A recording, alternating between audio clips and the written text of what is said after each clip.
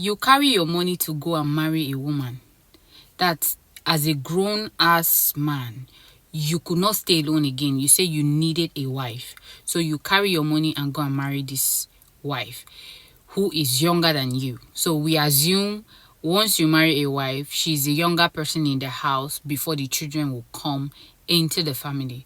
But look at you now. You are now the baby of the house. A grown-ass adult man that went to marry a wife to create his own family. You are now the baby of the house.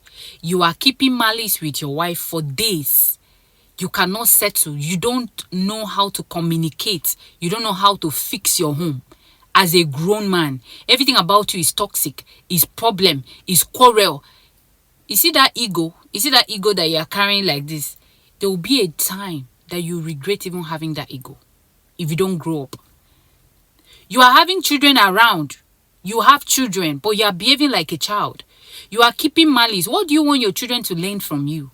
Okay, so now when your children grow to a particular age and start keeping malice with themselves, how will you settle them when you are the coach?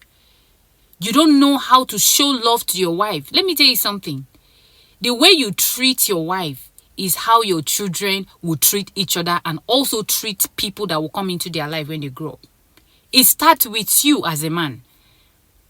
You cannot communicate with your wife. You cannot share love amongst yourself and amongst your children. What is your child learning from you as a man? What is the moral that your child is learning from you? Okay, it's how to beat your wife, how to disrespect your wife, how to talk down on your wife. You cannot even pray as the head of the house. You are not the spiritual head in your family. Who is doing you this thing? As the head of the house, when last did you gather your family and pray for them? When last did you lay your hands on your children and your wife? When last did you anoint them? When last did you prophesy good thing into your wife's life and to your children's life? Your own is to wear clothes and go out and be carrying shoulder around. Very soon, you will tell God what you are doing with your family. Because when your marriage fails, it's you that God will hold responsible. Because it's you that told God you cannot be alone again, you want to get married. It's you that took your wife to the altar and make vows in front of God and men. And look at you now. The devil is using you to play gamble. You are not even aware of what is going on in your life. Your family is scattered. Your wife is not close to you. Your children are not close to you.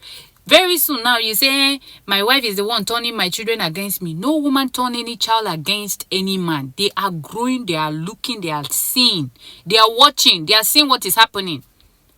So when they grow up and try to pay you back, you start saying, these children, it's not. You are always trying to point finger at people because you don't want to be accountable of your action.